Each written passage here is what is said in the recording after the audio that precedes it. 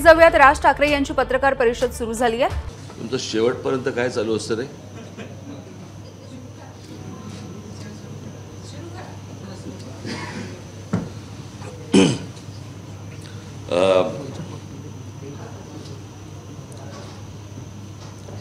अनेक पक्षांची जाहीरनामे आले। अनेक पक्षांच्या जाहीरनाम्यामध्ये आज बऱ्याचशा त्याच गोष्टी आहेत। महाराष्ट्र नवनिर्माण सेनेचा जो जाहीरनामा आहे तो मी आज तुमच्यासमोर प्रसिद्ध करतोय। मला आत्ताच कळलं की काहीतरी निवडणूक आयोगाचं किती प्रती छापल्या आहेत ते त्याच्यावरती मेन्शन करावं लागतं। आम्ही 500 प्रती छापल्यात, पण मला असं वाटतं या डिजिटलच्या युगामध्ये हे किती प्रती छापल्यात हे विचारणं इतकं हास्यास्पद आहे, कारण डिजिटली तर जाणारच आहे, पण ते कशा काय मोजायचं तुम्ही? आणि त्याच्यात अशा प्रती किती छापल्यात म्हणजे हे आजच्या युगामध्ये त्या पूर्वी केबल बंद करायचे ना भाषणं चालू असताना, हा त्यातला प्रकार आहे जवळपास, की सगळेजण मोबाईलवरती आपले बघत असतात, भाषणं सगळ्या गोष्टी बघत असतात। असो, पण आज 2 गोष्टी महत्त्वाच्या मला तुमच्याशी बोलायच्या आहेत। म्हणजे माझी 17 तारखेची जी सभा आहे शिवाजी पार्कवरती, ती आहे म्हणताना मला आता ती होती म्हणावी लागेल। याचं कारण माझ्याकडे अजूनही परवानगी आलेली नाही त्या सभेची। सरकारकडनं ज्या प्रकारची परवानगी यायला लागते त्या प्रकारची परवानगी आलेली नाही आहे, आणि त्याच्यामुळे आता माझ्याकडे फक्त 1-1.5 दिवस फक्त त्या सभेसाठी उरलेला आहे, आणि या 1.5 दिवसामध्ये सगळ्या परत सभा करणं हे जरा कठीण होऊन बसते। त्याच्यामुळे 17 तारखेची सभा आम्ही करत नाही आहोत। त्याच्याऐवजी मी माझा मुंबई, ठाणा आणि या सगळ्या भागामध्ये माझा सर्व मतदारसंघांमध्ये माझा दौरा होणार आहे। सकाळपासून होईल तो सुरू आणि संध्याकाळपर्यंत चालू असेल। आज मी इथे जाहीरनामा प्रसिद्ध करताना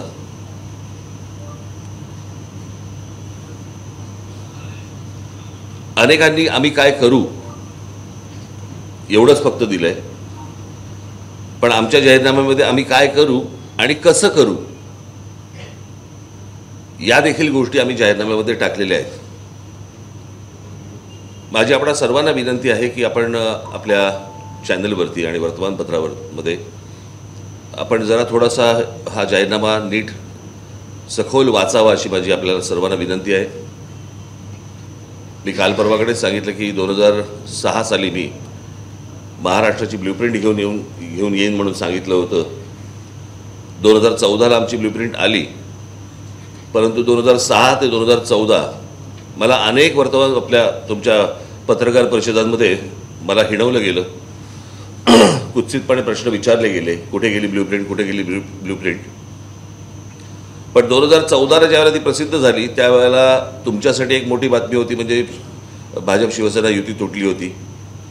तो दिवस मी समजू शकतो, परंतु 2014 ते 2024 गेल्या 10 वर्षामध्ये मला त्या ब्ल्यूप्रिंटमध्ये काय आहे, कशी केली, काय केली असा एकही प्रश्न आजपर्यंत कधी कोणी मला विचारला नाही। त्याबद्दल धन्यवाद।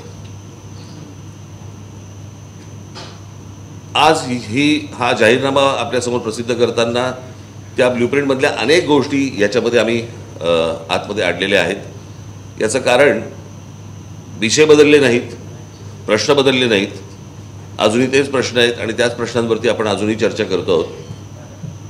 आणि म्हणून मला असं वाटतं मी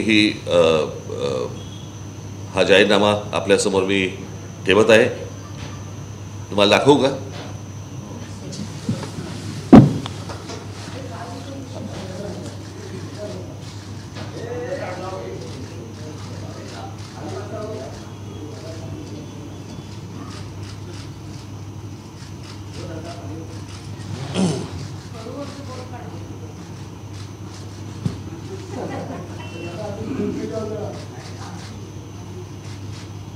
ठीक आहे।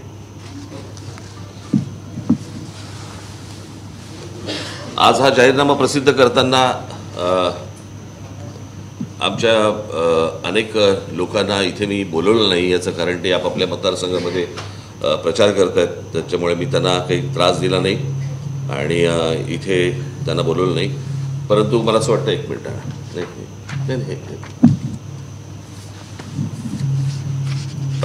याच्यामध्ये जसं आपण जर मी तुमच्या हातात देतोच ते,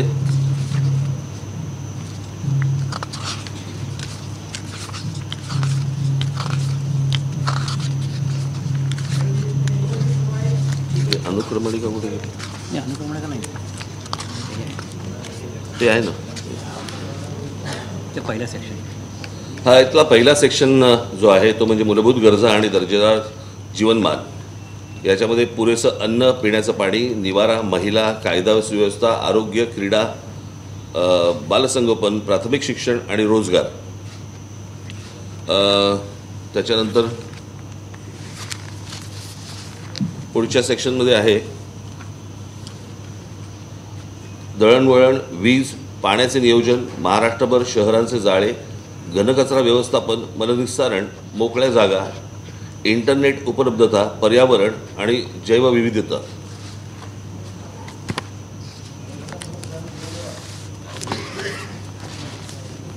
तिसऱ्या सेक्शनमध्ये आहे प्रगतीच्या संधी, राज्याचं औद्योगिक धोरण, राज्याचं व्यापार धोरण, प्रशासन आणि उद्योग नियंत्रण, कृषी, पर्यटन आणि व्यावसायिक शिक्षण.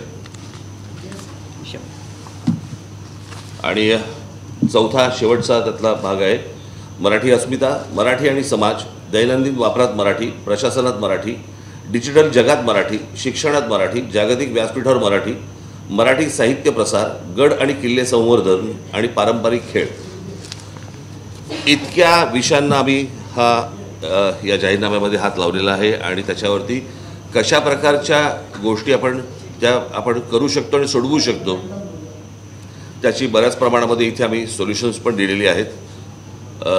मला असं वाटतं जेव्हा आपण वाचाल त्यावेळेला आपल्या ही गोष्ट लक्षात येईल की याच्यामध्ये खूप डिटेलमध्ये खूप काम केलेलं आहे आणि त्याचा उपयोग मला असं वाटतं महाराष्ट्रासाठी पुढे भविष्यात खूप चांगल्या प्रकारे करता येईल. याच्या उपर तुम्हाला काय विचारायचं विचारा. दुसरी गोष्ट, अजून एक आम्ही पुस्तिका काढलेली आहे आणि ती पुस्तिका आहे म्हणजे आम्ही काय केलं, बरं का. म्हणजे साधारणपणे आज महाराष्ट्र नवनिर्माण सेनेला एक 18-19 वर्ष झाली आहेत. या 19 वर्षामध्ये आम्ही कोणकोणत्या गोष्टी केल्या, कोणकोणती आंदोलनं केली, काय काय गोष्टी झाल्या, या प्रकारची एक पुस्तिका आम्ही इथे काढलेली आहे आणि ती पण आपल्याला आम्ही देत आहोत. ती पण आपण मला असं वाटतं वाचून घेतली तर बरं होईल. ही पण डिजिटली जाणार आहेत, त्याच्यामुळे ह्याच्यावरती अजूनही प्रिंट किती केल्याचा आकडा नाही आहे. हां बोल. महायुती किंवा महाआघाडी या दोघांनीही त्यांच्या जाहीरनाम्यामध्ये महिलांना 3,000 रुपये देऊ अशा घोषणा केलेल्या आहेत. अशी एखादी घोषणा आपल्या पक्षाकडून करावी असं तुम्हाला का वाटलं ना? याचं कारण असं आहे, कारण त्याचं महाराष्ट्राचं एकूणच आर्थिक साधारणपणे गणित या गोष्टी पाहिल्याशिवाय तुम्ही ह्या गोष्टींचा घोषणा करू शकत नाही. या घोषणांना काही अर्थ नाही आहे. प्रश्न असा आहे की आत्ताच्या सरकारने ह्या गोष्टी दिलेल्या आहेत, बरोबर आहे. राज्यावरती बोजा न येता जर यापुढे कंटिन्यू झाला तर त्याला मी गिफ्ट म्हणेन. पण उद्या जर समजा ह्या गोष्टी कंटिन्यू तुम्हाला करता नाही आल्या तर मी त्याला लाच म्हणेन. ती ब्राईब होऊ शकते.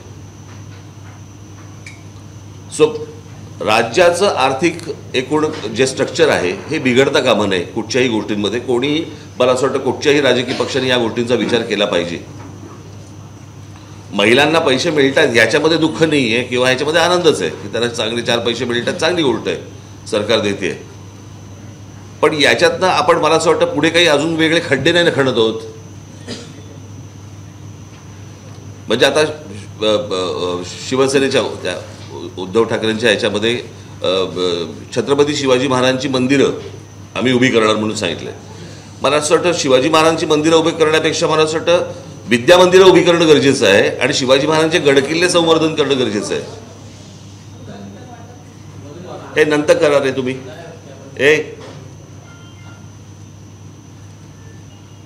तर मला असं वाटतं काहीतरी गल्लत होतीये. मंदिरं आज मला असं वाटतं चौकामध्ये सगळीकडे पुतळे आहेत आपल्याकडे. तर विद्यामंदिरं जास्ती होणं गरजेचं आहे, ती चांगली होणं गरजेचं आहे, मुलांना चांगलं शिक्षण मिळणं गरजेचं आहे आणि शिवाजी महाराजांचे गडकिल्ले चांगले होणं गरजेचं आहे.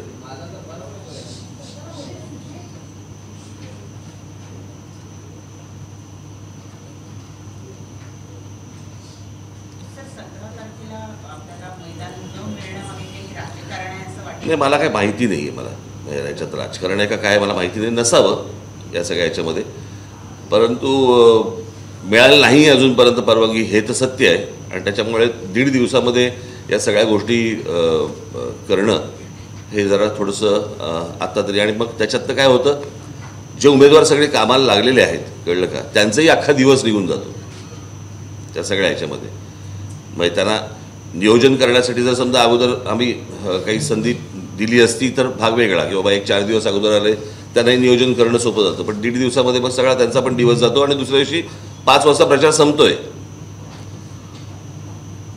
तर मला असं वाटतं की त्यांनाही एक दिवस मिळतो, मलाही फिरायला मिळतं, सगळ्याच गोष्टी आहेत. आणि आता मला असं वाटतं की माझी खूप भाषणं झालेली आहेत, सगळ्या गोष्टी घराघरामध्ये पोहोचलेल्या पण आहेत, सगळे विषय पण पोहोचलेले आहेत, सगळ्यांनी ते पाहिलं पण आहे तुमच्या कृपेने, कळलं का. तर त्याच्यामुळे जे सांगायचं आहे ते सांगितलं गेलेलं आहे, पोहोचलेलं आहे. तुमच्या माध्यमातून 2014 मध्ये ब्लूप्रिंट देखील समोर आणण्यात आली होती. विकासाचं मॉडेल म्हणून तुम्ही नाशिकचा देखील मोठा प्रचार करत होता आणि यानंतर तुम्ही उद्विग्नतेने यानंतर तुम्ही एका भाषणात उद्विग्नतेने म्हटलं होतं की विकास करून जर निवडणुका जिंकल्या जात नाही तर काय केलं पाहिजे ते देखील निवडणुकांसाठी करावं लागेल. आणि अलीकडच्या काळात महाराष्ट्राचं राजकारण ज्या पद्धतीने झालेलं आहे, लोक मतदान ज्या चुकीच्या पद्धतीने करताय असा तुमचा आरोप आहे, तर त्यात जाहीरनाम्याला कितपत महत्व आहे आजच्या निवडणुकांमध्ये असं तुम्हाला वाटतंय? बघा, प्रसिद्ध नसता केला तर तुम्हीच ठोकलं असतं परत, कळलं का. त्याच्यामुळे ह्या सगळ्या गोष्टी दिलेल्या आहेत. माझ्या मनातनं महाराष्ट्राच्या विकास ही काही गोष्ट जात नाही, ती जाणार पण नाही. उद्विग्न होऊन मी काही गोष्टी 4 गोष्टी बोलणं हा एक वेगळा विषय आहे, पण महाराष्ट्राबद्दलची आस्था प्रेम ही काही जाऊ शकत नाही ना. त्याच्यामुळे सतत मी त्याच्यामध्ये काय काय गोष्टी घडू शकतात, करू शकतो, हे मांडणं माझं काम आहे. आणि त्याप्रमाणे हा जाहीरनामा समोर ठेवलेला आहे. हा जाहीरनामा प्रसिद्ध करताय, पण लागू कसा केला जाईल? कारण काय हा जाहीरनामा प्रसिद्ध केला आहे, तो लागू कसा होईल? कारण बहुमतासाठी जितके उमेदवार हवे असतात तितके उमेद सुद्धा झालेले नाहीये.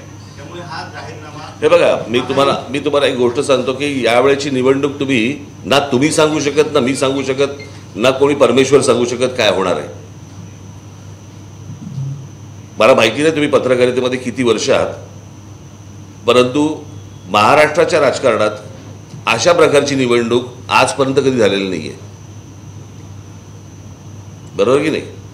म्हणजे जर समजा तुम्ही गेली लोकसभा पाहिली असेल, तिथला एक खासदार सुरुवातीला 1 मताने निवडून आला होता, बरोबर की नाही. असं तर आपण कधी बघितलं नव्हतं.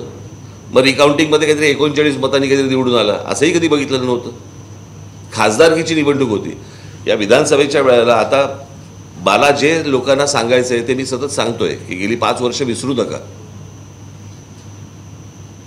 तुम्ही उन्हातानामध्ये उभे राहून जे मतदान केलेलं आहे ते मत सध्या तुमचं कुठे आहे हे एकदा चेक करा. कारण तुम्ही मतदान करायचं या पक्षाला आणि त्या माणसाने उठून दुसऱ्या पक्षाबरोबर जो पक्ष तुम्हाला आवडत नाही, बरोबर आहे, तिथे तुम्ही मतदान करणार नाही म्हणून ह्यांना मतदान केलं आणि तो पक्ष किंवा तो माणूस उद्या उठून दुसऱ्या त्या पक्षामध्ये गेला तर तुमच्या मताची काय किंमत राहिली. त्याच्यामुळे मला असं वाटतं की या गोष्टींचा विचार जनतेने 20 तारखेला नीट करावा असं फक्त माझं म्हणणं आहे. नाही, तुमचं एक मिनिट जर थांबा, मी कुठेही जात नाही आहे, 2 मिनिटं थांबा. तुमचं म्हणणं काय होतं की हां इम्प्लिमेंट कसं करणार, तर त्याच्यामुळे निकाल काय लागतील ना हे कोणाला माहिती नाही आहेत. त्यांचा प्रश्न असा आहे की तुम्ही तेवढे उमेदवार पण उभे केलेले नाहीये, मग जर तुम्ही आज जाहीरनामा प्रसिद्ध करताय तर हा तुम्ही लागू कसा करणार? म्हणूनच मी तुम्हाला सांगतो, रिझल्ट काय लागतील हे तुम्हालाही माहिती नाही, मलाही माहिती नाही, कोणालाच माहिती नाही आहे. त्याच्यामुळे प्रश्न असा आहे की माझ्या हातात ही गोष्ट येईल या आशेनेच ही गोष्ट आपण समोर ठेवतो ना. आता बाकीच्या पक्षांनी ज्या प्रकारे जाहीरनामे प्रसिद्ध केले त्याला खात्री आहे का सत्य देतील? बरोबर की नाही? खरं बघायला गेलं तर प्रत्येकाने माझ्यापेक्षा कमी उमेदवार उभे केलेत. पण त्यांची महायुती हो ना. विकास आघाडी आहे. अहो ते कुठची युती घेऊन बसल्यात? वेगवेगळी होर्डिंग्स लावत आहेत. युत्या आघाड्यांमध्ये वेगवेगळी जर होर्डिंग्स लावत असतील तर आपण जरा नीट विचार केला पाहिजे या गोष्टींकडे. शिवाजी पार्कवरती मला असं वाटतं तो विषय संपलाय. नाही काल शिवाजी पार्कवरती नरेंद्र मोदी यांची सभा झाली. महायुतीच्या सभेला जी गर्दी होती ती रोडावल्याचं चित्र बघायला मिळालं आणि सभेचा वेळ देखील त्यांना काहीसा पोस्टपोन करावा लागला. हे चित्र निवडणुकीच्या तोंडावर काय दर्शवतं? भाजपची लोक भेटतील तेव्हा त्यांना विचारा. महाराष्ट्राचं प्लॅनिंग ह्यात मांडलेलं आहे. त्यात मग विकासाचे मुद्दे असतील, डेव्हलपमेंटचे मुद्दे असतील, पण महाराष्ट्र नवनिर्माण सेना आजपर्यंत एकंदरीत हिंदू अस्मिता आणि महाराष्ट्राची अस्मिता या सगळ्यांना मुद्दे करत आलेले. वरळीत सुद्धा मागची 2 दिवसापूर्वी सभा झाली तेव्हा तुम्ही म्हटलात की माझी सत्ता आली तर 48 तासात डोंगे उतरू. त्याचा उल्लेख ह्या जाहीरनाम्यात आहेत का अशा सध्या? याला कारण त्याला आचारसंहिता लागते. काय आहे, काही गोष्टी आता आमच्या ज्या जाहिराती आम्ही केल्यात ना त्या सगळ्या निवडणूक आयोगाने रिजेक्ट केल्या. त्यांचं काय डोकं चालतं मला अजूनपर्यंत कळलेलं नाही आहे. पण त्यांच्या हे गोष्ट लक्षात येत नाही आहे की ह्याला एक सोशल मीडिया नावाची एक गोष्ट असते. कळलं का? ते अजूनही मला असं वाटतं पूर्वीच्या जगात आहेत ते.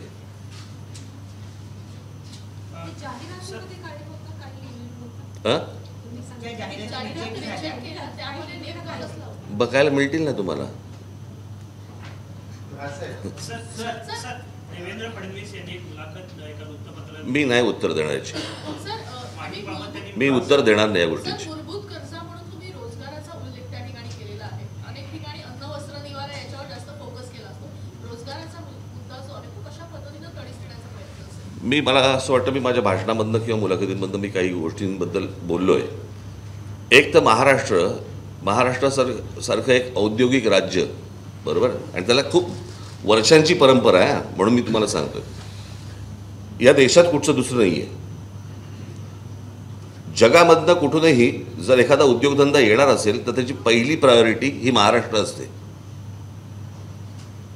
आणि असलेले उद्योग आणि येऊ घातलेले उद्योग यांना जर समजा तुम्ही सरकार म्हणून जर समजा सांगितलं की तुम्हाला कोणकोणत्या जागा तुम्हाला भरायच्या आहेत, कोणकोणत्या नोकऱ्या तुमच्याकडे आहेत, तुम्हाला कोणकोणत्या प्रकारची माणसं तुम्हाला हवी आहेत, हे जर महाराष्ट्रामध्ये जर समजा समजलं तर ती माणसं जाऊन इंटरव्ह्यू देतील ना. आपल्याकडे जर नोकऱ्या उपलब्ध होतात आणि त्या नोकऱ्या इथे उपलब्ध झाल्याचं बाहेरच्या राज्यात कळतं पण माझ्या राज्यात कळत नाही, याच्यासारखं दुर्दैव नाही. आमच्याकडे तुमच्या रिक्षाची परवाने निघतात, टॅक्स्यांचे परवाने नव्याने निघतात, ते आमच्या मुलांना नाही कळत महाराष्ट्रात. मला असं वाटतं की राज्य सरकारची ही पहिली गोष्ट असली पाहिजे, प्रायोरिटी असली पाहिजे की माझ्या महाराष्ट्रातल्या मुलांना पहिलं मुलींना कळलं पाहिजे की इथे नोकऱ्या उपलब्ध आहेत. अनेक शिकलेले सवरलेले अनेक लोक महाराष्ट्रामध्ये अनेक मुली आहेत की जे नोकरीच्या शोधात आहेत पण त्यांना माहिती नाही कुठे नोकऱ्या आहेत. आणि जर नोकऱ्या उपलब्ध होत आहेत महाराष्ट्रामध्ये तर त्यांच्यापर्यंत ती गोष्ट पोहोचणं गरजेचं आहे. पण अनेक उद्योग जे राज्याच्या बाहेर जाताना बघायला मिळतात. अहो, एखाद दोन उद्योगाने काही होत नाही हो. तुम्ही आज आता मध्यंतरी मुख्यमंत्री गेले होते ना, काय ते दावोस का कुठेतरी, बरोबर आहे, 5 लाख कोटीचे उद्योग येणार म्हणून त्यांनी सांगितलं की नाही. मग हे मला प्रश्न विचारण्यापेक्षा ते जेव्हा माणसं जेव्हा समोर येतात ना तेव्हा त्यांना हे प्रश्न विचारा ना. तेव्हा हा काय बोलला आणि तो काय बोलला ह्याच्यात नका वेळ घालू. हे जे मूलभूत प्रश्न आहेत हे मला असं वाटतं तुम्ही त्यांना विचारले पाहिजेत की त्या 5 लाख कोटींचं काय झालं, बरोबर की नाही.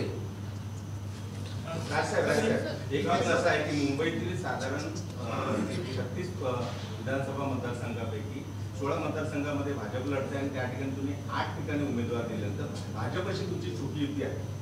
काय काय काय मुंबईतील ज्या 36 लोकसभा विधानसभेचे मतदारसंघ आहेत मी कुठे उभे करायचं माझी मर्जी हो.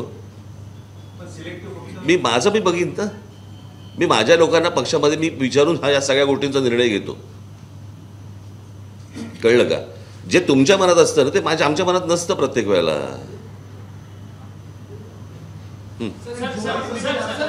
आलो जर थांब. इथे काही छुपा रस्ता आहे का जायला बाहेर? हा, 2 मिनिटं कशाला ओरडत आहे? सर झोपडपट्टी मी बघितलं की येणार ना तुमच्याकडे, प्रश्न विचारणार आहे ना. मग झोपडपट्टी पुनर्वसन योजना सरकारनेच चालवायला हवी असं एकंदरीत मुद्दा आहे याच्यात. खरं तर महाराष्ट्रात किंवा देशातील सर्वात मोठी झोपडपट्टी मुंबईत आहे जागावी होतात. त्याबद्दल तुमचं मत काय? मी हे अनेकदा माझ्या भाषणामधनं म्हटलेलं आहे की हा जो नफा आहे, हा नफा राज्य सरकार का सोडतंय? हा राज्य सरकारला मिळणारा नफा आपण बिल्डरांच्या घशात का घालतो? झोपडपट्टी पुनर्वसन योजना जर समजा राज्य सरकारने केली, त्यांनी पार्टनर कोणालाही घ्यावा, तो विषय वेगळा, पण ही जर समजा राज्य सरकारने जर समजा केली तर त्याचा नफा राज्याला मिळेल, जो बिल्डरांना मिळतोय. झालं? तर तुमचं सरकार आलं तर मग ह्याच्यावर पुन्हा एकदा विचार केला जाईल? 100% अडाणी विकून काढून 100%. कशाला खाजगी कशाला माणसं पाहिजेत तुम्हाला? कोणी का बिल्डर असे ना, मुळात या पहिल्या झोपडपट्ट्या येत आहेत कशा? बरोबर आहे? यांना कोण वसवतंय? काय हा धंदा झालाय. इथे उभ्या करायच्या, मग इथे ती जागा SRA मध्ये आणायची, मग इथून उचलायच्या दुसरीकडे न्यायच्या. बोल. सर, एक राजकीय प्रश्न आहे. तुम्ही म्हणतात की गेल्या 5 वर्षात राज्यात काही झाले ते सगळ्या जनतेने बघावं, त्याच्यानंतर मतदान करावं. परंतु देवेंद्र फडणवीसांचं एक वक्तव्य होतं की 2 पक्ष फोडून मी सत्तेवरती आलेलो आहे म्हणून. तर मग ही तुम्ही म्हणतात की कोणावरच्या चिन्हावरती निवडून आले आणि कुठे? मला असं वाटतं मी लोकांशी बोललेलो आहे, लोकांनी या गोष्टीवरती विचार करावा. परंतु सर, तुम्ही काही माध्यमांना मुलाखती देताना सुद्धा म्हणतात की बहुतेक कळलंय की भाजपचा मुख्यमंत्री. बघा, माझ्या दृष्टिकोनातनं कामं होणं महत्त्वाचं आहे. हा फाफट पसारा जो आहे ना, हा फाफट पसारा सुधारला पाहिजे. सर, हा विरोधाभास नाही का? ह्याच्यात कशाला आला विरोधाभास? एक त्यांची भूमिका झाली, कळलं का? एक माझा विचार झाला या गोष्टीमध्ये. तुमचं म्हणणं मी तसाच वागू असं म्हणणं असेल तर मी तसं वागायला तयार आहे. हा, मला काही प्रॉब्लेम नाही त्यातला. पण जेवढा इथे माझ्यासमोर जेवढा कंठ काढतात ना, तेवढा फक्त समोरच्या पत्रकार परिषद असतात ना, तेव्हाही काढत जा.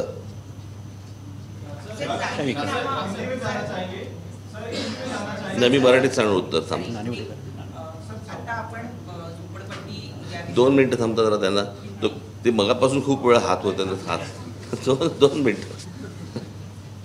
सर, 2 मुद्दे हैं जिनको लेकर आप सबसे ज्यादा वोकल रहे हैं. जहां कहीं भी आप चुनाव प्रचार में जाते हैं उसकी चर्चा सबसे ज्यादा करते हैं. अवैध बांग्लादेशी जो घुसपैठ कर रहे हैं महाराष्ट्र में कई सारी जगहों पर, मुंबई में भी एक बड़ी समस्या बने हुए हैं, वो एक है. और एक अवैध लाउड स्पीकर जो हमेशा आप अपने चुनावी सभा में बोलते हैं कि वो अगर मैं सत्ता में आ जाऊंगा तो उतार दूंगा, लेकिन आपके मैनिफेस्टो में उसकी चर्चा नहीं दिखाई दे रही है. वजह क्या है? आता उत्तर दिलं ना त्याचं. नाही, आपण मराठीत समजतं सगळ्यांना. मी होर्डिंग पण मराठीत लावलेत. मी त्याची टाइम्स ऑफ इंडियाला जाहिरात पण मराठीत दिली होती. समजतं सगळ्यांना? सर, हाच प्रश्न ऍक्च्युली जो प्रश्न विचारला 4-5 दिवसांपूर्वी टाटा इन्स्टिट्यूट ऑफ सोशल सायन्सचा एक अहवाल आलाय. जाहीरनामा हा भविष्याकरताच असतो बहुतेक वेळेला. तो जे रोहिंगे किंवा बांगलादेशी मुंबईमध्ये येत आहेत, झोपडपट्ट्यांमध्ये राहत आहेत, त्यांना वसवलं जात आहे, याच्या संदर्भात आपण काही करणार? आता तुम्हाला ह्याचं उत्तर टायपिस्ट, आता मी तुम्हाला कंबाईन उत्तर देतो. उद्या ज्यांच्याबरोबर समजा मला जायची वेळ येईल, आली जर समजा, तर माझा मॅनिफेस्टो पहिला असेल की ह्याच्यावरती त्यांचं उत्तर काय. कळलं का? आज जाऊन खुर्च्या उभवणे हा माझा धंदा नाही आहे. पण ह्याच्यावरती जर समजा उत्तर मिळणार असतील तर मला असं वाटतं जास्ती चांगलं होईल. बोला. हां, सॉरी, तुमचा प्रश्न काय होता? तर त्यामध्ये हे जे बांगलादेशी किंवा जे रोहिंगे येत आहेत, मुंबईवर आक्रमण करत आहेत किंवा मुंबईमध्ये ते राहत आहेत किंवा त्यांना बसवलं जात आहे, या संदर्भामध्ये आपण त्यांच्याशी चर्चा करून त्याचं उत्तर मिळालं. मी तुम्हाला एक गोष्ट सांगू. मी माझ्या भाषणामधनं अजून एक गोष्ट बोलतोय बरं का. ती म्हणजे पोलिसांना या सगळ्या गोष्टी माहिती आहेत. त्यांना कुठे काय चाललंय ह्या सगळ्या गोष्टी डिटेलमध्ये माहिती आहेत. आपल्याकडे लॉ आहे, ऑर्डर नाही आहे. या गोष्टींवरती मला असं वाटतं की राज्याचा विचार करता कोणाचाही बाकीच्यांचा विचार न केलेला पाहिजे आणि त्यातनं मला असं वाटतं कारवाई होणं गरजेचं आहे. हे एकदा होताना दिसलं तर यायचं बंद होतात. मग मी अनेकदा माझ्या भाषणामधनं अनेकदा ही गोष्ट सांगितलेली आहे की 4 प्रकारच्या जमिनी असतात. एक असते केंद्र सरकारची, एक असते राज्य सरकारची, एक असते महानगरपालिकेची आणि एक असते खाजगी. बरोबर? केंद्र सरकारच्या जमिनीवरती झोपडपट्ट्या होतात किंवा अनधिकृत बांधकामं होतात, राज्य सरकारच्या होतात, महानगरपालिकेच्या होतात, खाजगी नाही होत कारण त्याला आईबाप असतो. जर समजा आपण गोदरेजची जागा आपण बघितली, गेले अनेक वर्ष ती जागा तशीच्या तशी आहे कारण त्याला आईबाप आहे. मला असं वाटतं राज्य सरकारने या गोष्टींचा विचार केला पाहिजे की आपल्या ज्या जागा आहेत यांच्यावरतीच ह्या सगळ्या गोष्टी अनधिकृत बांधकामं का होत आहेत. माझं ह्याच्याही पलीकडे पुढे जाऊन असं माझं म्हणणं आहे की काही विषय हे मला असं वाटतं सर्व राजकीय पक्षांनी एकत्र येऊन या गोष्टींचा विचार पण करणं गरजेचं आहे.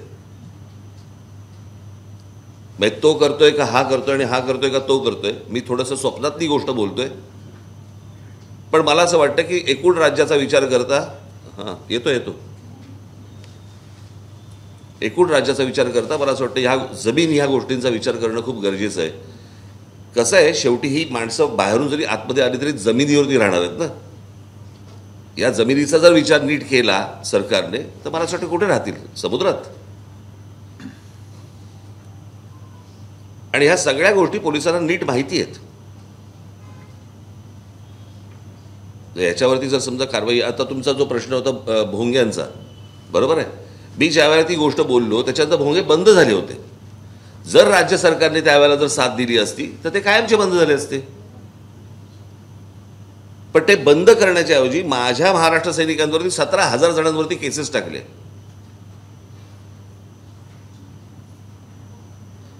आता ह्या सगळ्या परिस्थितीमधनं परत ते सगळे सुरू झाले. संध्याकाळच्या सकाळपासूनच्या कॉन्सर्ट ज्या सुरू होतात त्यांच्या, ते आता जोरात सुरू झाल्या. आणि मला अनेक मुसलमान असे मला माहिती आहेत जे परिचयाचे आहेत की त्यांचं म्हणणं आहे की हे लाऊडस्पीकर बंद झाले पाहिजेत. असं कुठेही धर्मामध्ये दिलेलं नाही आहे लाऊडस्पीकर वाजवायचे. म्हणजे आज जर समजा आपण बघितलं, ज्यावेळेला मी ज्यावेळेला ह्याच्या विरोधात आवाज ज्यावेळेला उठवला त्याच्यानंतर जेव्हा हे सगळं आंदोलन सुरू झालं, UP-मध्ये बंद झाले हो. मग महाराष्ट्रात काय बंद होत?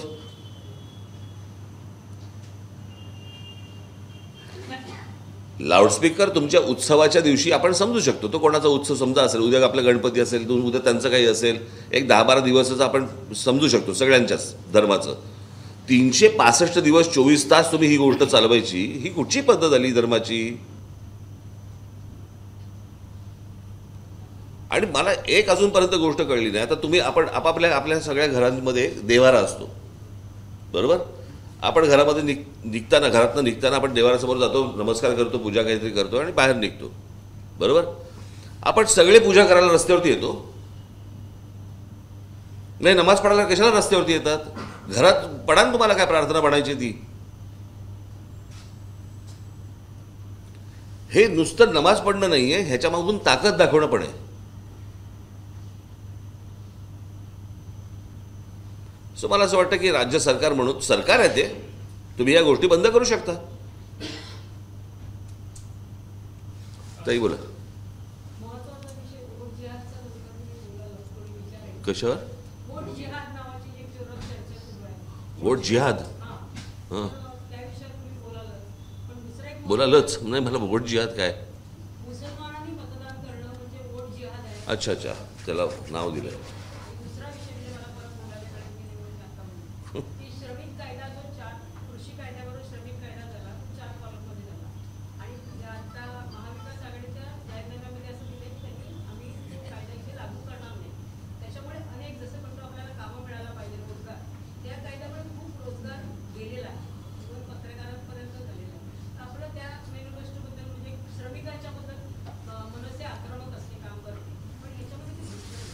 मी बघतोय, चेक करतोय तुम्हाला.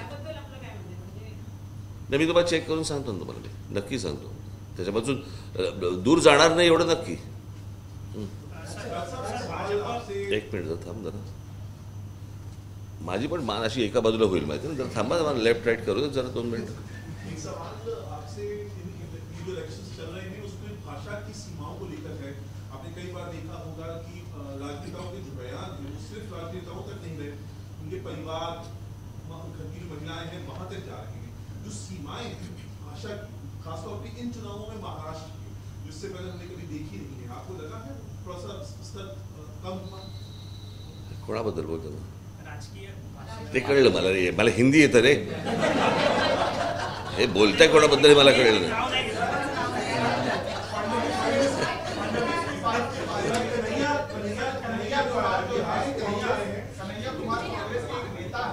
उन्होंने फडणवीस जी की पत्नी के बारे में इस तरह की नाही, घाणेरड्या गोष्टी आहेत या.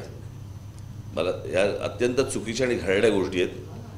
त्या स्त्रीचा राजकारणाशी काही संबंध नाही आहे. यांची बौद्धिक पातळी जी आहे ना ही यातनं कळते. ही काय काय सुमार दर्जाची माणसं आहेत ती. सर, भाजपचे प्रमुख नेते जे आहेत ते भाषण करताना बटेंगे ते कटेंगे अशी एक टॅगलाईन तुम्ही ते आले की विचारा ना प्रश्न. एक आहे तर सेफ आहे, तर नेमकी तुमची काय भूमिका? त्यांना विचारा ना, तुम्ही कोण सेफ राहाल. राजसाहेब, तुमच्या मॅनिफेस्टोमध्ये महाराष्ट्राला स्वतःचं रेल्वे मंडळ असायलाच हवं असं म्हणतात. तुम्ही प्रश्न विचारताय, मला वाटतं तुम्ही अभ्यासाला बसलाय. खाली का बसलाय फोटो काढायचा. मग? खुर्चीचा शौक नाही वाटतं? हां बोला. स्वतःचं रेल्वे मंडळ असायलाच हवं असं तुम्ही म्हणताय मॅनिफेस्टोमध्ये, अशी का गरजेने म्हणताय? कारण की हा केंद्राचा विषय आहे. नाही, प्रश्न असा आहे ना, तुम्ही आज मुंबईची रेल्वे जर समजा बघितली तर देशामध्ये सर्वात जास्ती रेल्वे ही मुंबईमध्ये चालते ना. त्याच्याकडे एक स्वतंत्र रेल्वे मंडळ नको का? भाई, मुंबईच्या लोकल्स या कशा प्रकारे असल्या पाहिजेत आणि कशा प्रकारे धावल्या पाहिजे आणि त्याच्यामध्ये काय केलं पाहिजे, हे प्रत्येक गोष्ट आपण केंद्राला सांगत बसायची का? म्हणजे त्याच्यामध्ये मी घनकचऱ्याच्या एक आम्ही केलेलं आहे बरं का. त्या घनकचऱ्याच्या ह्याच्यामध्ये आम्ही सांगितलेलं आहे की आपण इथून गाड्या पाठवतो आणि ही जी सगळी डम्पिंग ग्राउंड जी आपल्याकडे होतात, ही सगळी डम्पिंग ग्राउंड्स काढून टाकली पाहिजेत. मी परवा दिवशी त्या ह्याला पण गेलो होतो, विक्रोळीला, कन्नमवार नगरमध्ये. मला कशी माणसं जगतात राहतात समजतच नाही.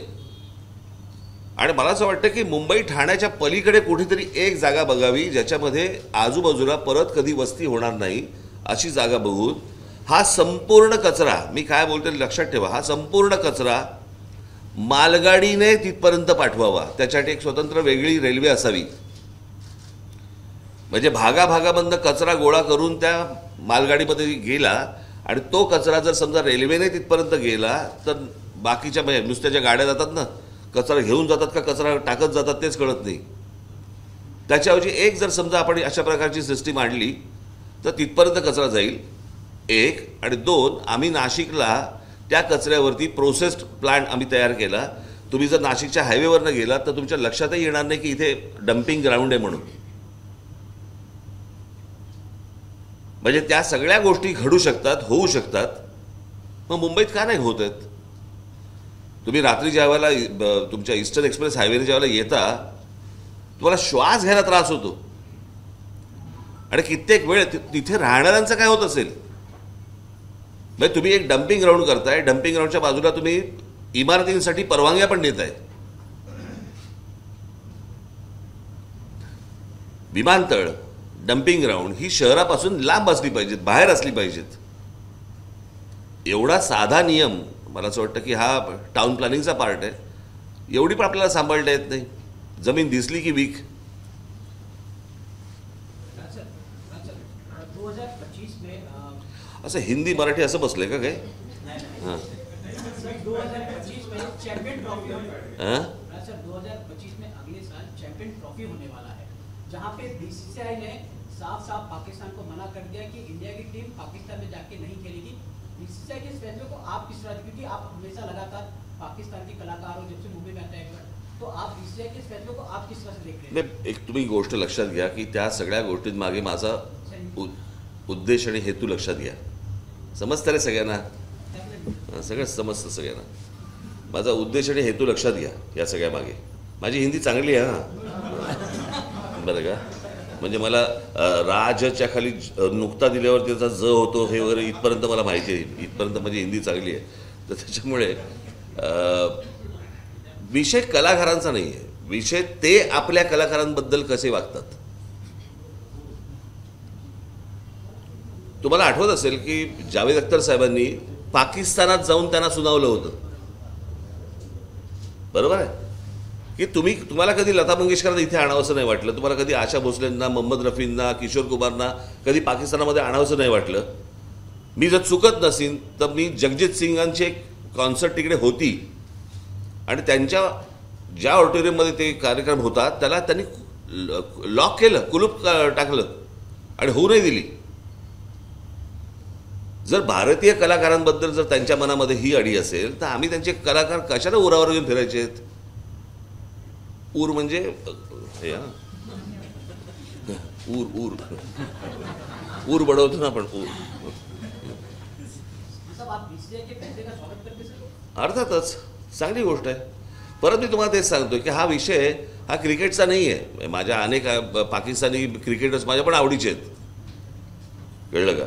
मग ते वासिम अक्रम असेल, नाहीतर तुमचं इम्रान खान पूर्वीचे असतील, किंवा अनेक चांगले प्लेयर्स होते. हा विषय प्लेयर्सचा नाही आहे, हा खेळाडूंचा नाही आहे, हा त्या देशाच्या प्रवृत्तीचा आहे, वृत्तीचा आहे. ते आपल्याशी ज्या प्रकारे वागतात ती अत्यंत घाणेरडी आणि चुकीची गोष्ट आहे आणि ही गोष्ट त्यांना समजली पाहिजे. त्यांच्या कलावंतांना तिकडे पैसे मिळत नाही, ते इथे येऊन पैसे कमवतात आणि आमच्या कलावंतांबद्दल तुम्हाला रिस्पेक्ट नाही आहे. आम्ही कसं काय थांब रे जरा. बोलत असताना मध्ये अशा हात आले ना की मला डिस्टर्ब व्हायला होतं. अहो थांबा, मी आत्ता काय सांगितलं, हिब्रूत.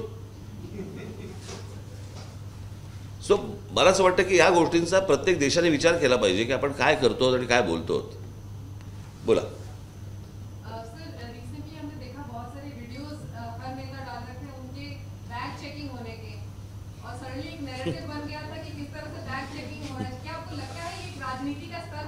मला असं वाटतं माझ्या पण बॅगा दोनदा चेक झाल्यात, कळलं का. त्याच्यामध्ये वाईट वाटण्यासारखी गोष्ट काही नाही आहे. मी मुंबई आपल्या सांताक्रूज तुमचं आहे ना त्या काय जू एअरपोर्ट हेलिकॉप्टरने जातात, माझ्या पण बॅगा दोनदा चेक झाल्यात, त्यात वाईट वाटण्यासारखं काय. अहो तुम्हाला मी सांगतो, मी त्याशी माझ्या भाषणात बोललो ना, ज्याच्या हातातनं पैसे सुटत नाही त्याच्या बॅगेत पैसे कसे असतील. निवडणूक आयोगाला काहीतरी कळलं पाहिजे, काहीतरी समजलं पाहिजे गोष्टी. हां हां रे नमस्कार.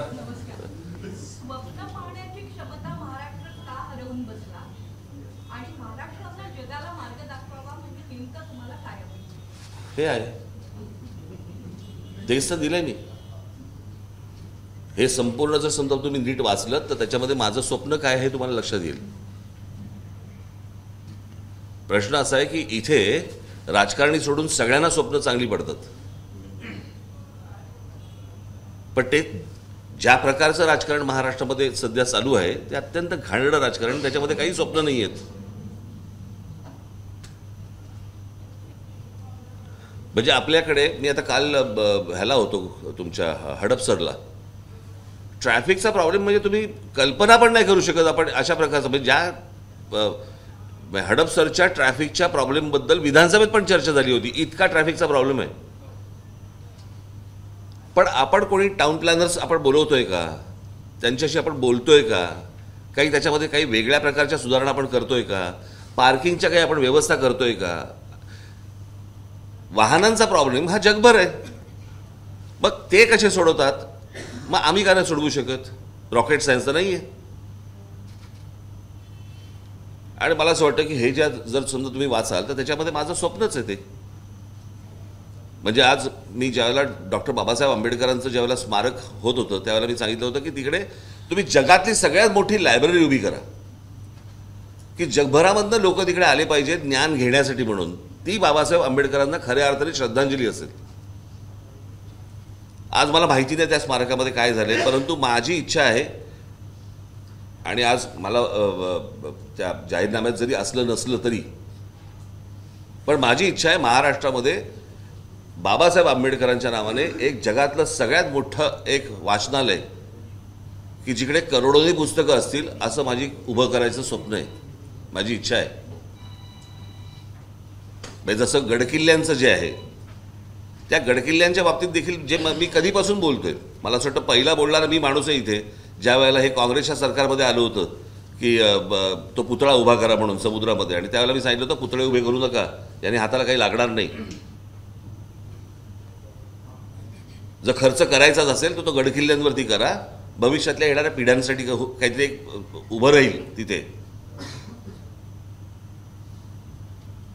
तर ही माझी, मला असं वाटतं ही माझी स्वप्नच आहेत, आणि जी स्वप्न सत्यात उतरू शकतात अशी स्वप्न आहेत. जी सत्यात उतरूच शकत नाही अशी कुठची स्वप्न नाही आहेत ती. अरे बस ना, झालं ना आता, किती रे काय. या निवडणुकीमध्ये यापूर्वी होत असेल कदाचित, पण या निवडणुकांमध्ये आपल्याला असं दिसतंय मुल्ला मौलवी असतील, काही ख्रिश्चन कम्युनिटीजची लोक असतील, ते उघड युतीला किंवा आघाड्यांना पाठिंबा देतात, आणि एवढंच नाही तर ते मोठ्या प्रमाणावर दाखवलं सुद्धा जातं, म्हणजे जाहीर केलं जातं. दुर्दैव आहे, या सगळ्या गोष्टींचं दुर्दैव आहे मला असं वाटतं. आणि मी पण त्या क्लिप बघितल्या या सगळ्या याच्यामध्ये. अरे हो बाबा, मला प्लीज बोलू द्याल का तुम्ही? असा चेहरा तरी दाखवा ना, हात काय दाखवतोय? हां, त्यांनी जवळपास मागे त्या नाचल्या जवळपास हात घेऊन. तुम्ही अशा या ना, इकडे या ना, मला दिसू देत. हां, काय बोलत आपण? हो, नाही ते कसं आहे की ह्या एका द्वेषाने निर्माण झालेल्या गोष्टी आहेत ह्या. स्वच्छ या गोष्टीतनं चांगल्या पद्धतीने बघायच्याच नाहीत, आणि हे मला असं वाटतं जे पसरवत आहेत त्यांनाच ते जास्ती त्रासाचं होईल मागात, त्याचा परिणाम त्यांनाच भोगावा लागेल. हां, थांबा ते, हा नाचले तर. हां,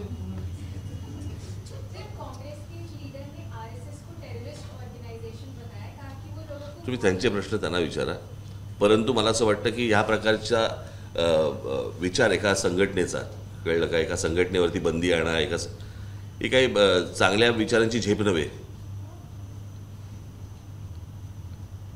अनेक गोष्टींबद्दल तुमच्यामध्ये काही मतभेद असू शकतात, परंतु बंदी आणणं आणि असल्या गोष्टी करणं ही काही चांगली पद्धत नाही. संघाचं एकूणच जर समजा तुम्ही इतक्या वर्षांचं काम पाहिलं, त्याच्यामध्ये काही न आवडणाऱ्या तुम्हाला गोष्टी असू शकतात, परंतु ज्या गोष्टी केलेल्या आहेत, करतायत, त्या काही चुकीच्या गोष्टी करत नाही आहेत ना. बस झालं नाही का अजून तुमचं? हां, काय रे बाबा, तुमच्या पक्षाचे रिलेटेड प्रश्न आहे साहेब. बोला. की 2009 साली तुमचे 13 आमदार होते, त्यानंतर एक झाला, आताच एक आहे. तुमचं जे अलायनमेंट आहे ते हिंदुत्व किंवा भाजप किंवा महायुतीचं सरकार आहे अशा पद्धतीचं वक्तव्य आहे.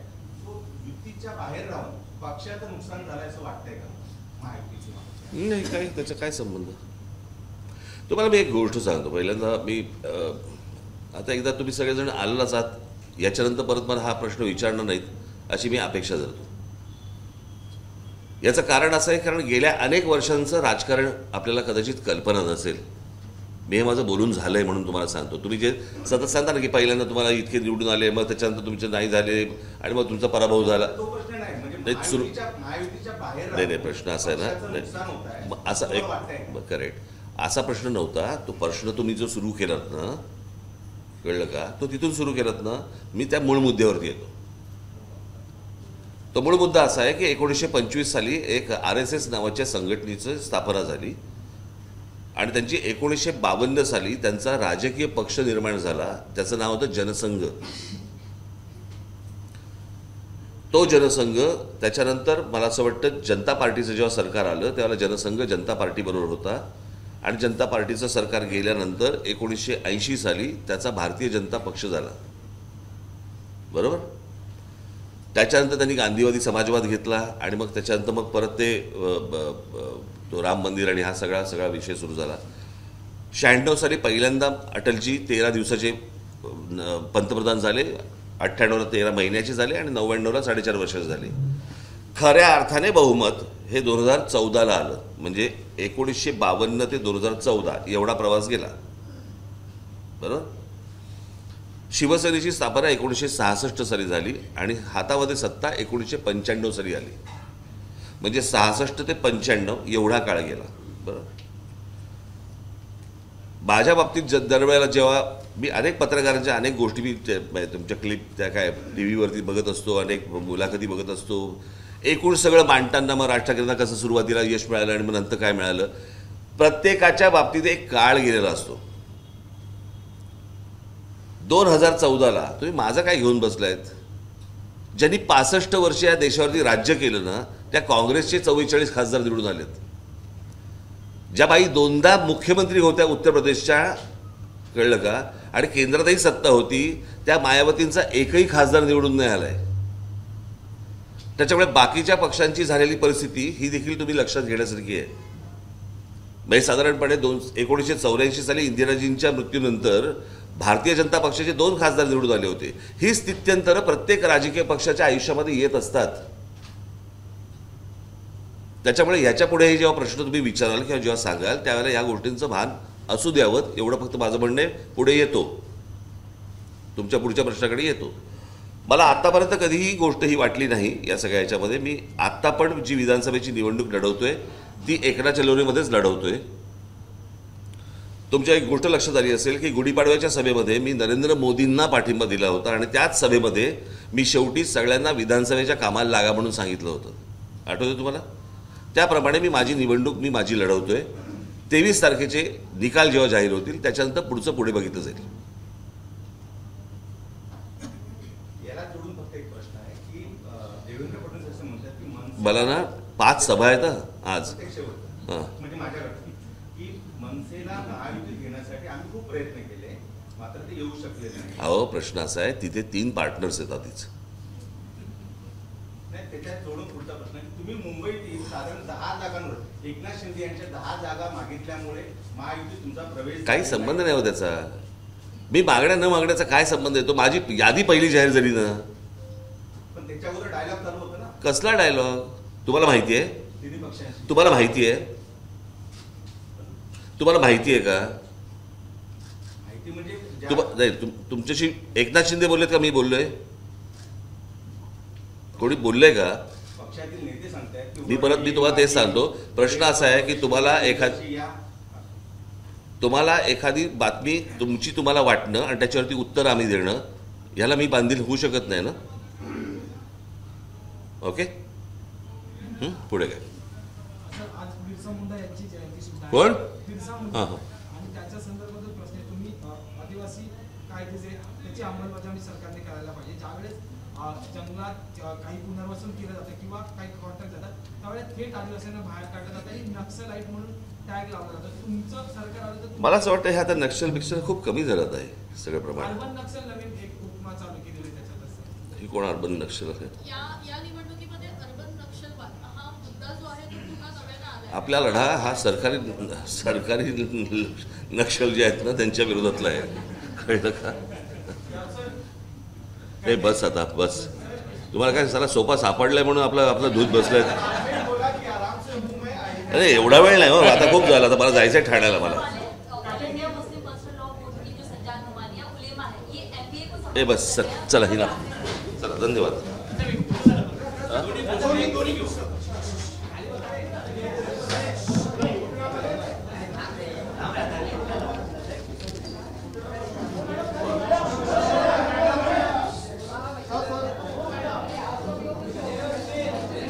परत येत होतं का? रूवरती बोट येत होतं माझं. एबीपी माझा, उघडा डोळे बघा नीट.